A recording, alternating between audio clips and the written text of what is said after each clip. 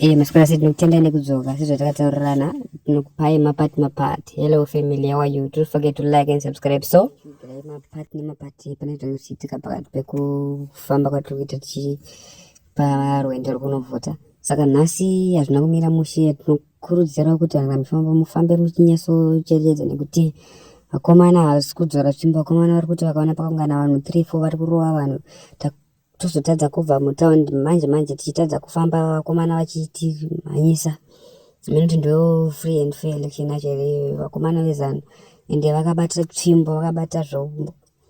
So mhuri yeZimbabwe ngatisiye mapirazi pamberi nekuti zvinhu zvacho hazvina kumira mushe.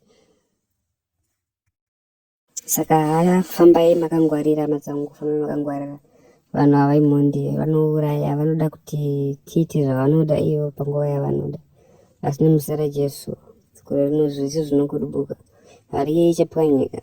Ngatiise mapirazi pamwe chete.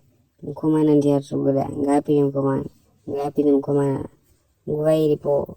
Taneta nekubirwa, taneta nekutiza munyika tichitsvaga mabasa, hakuna chakati. ED must go, fuck you, hatichakude, go.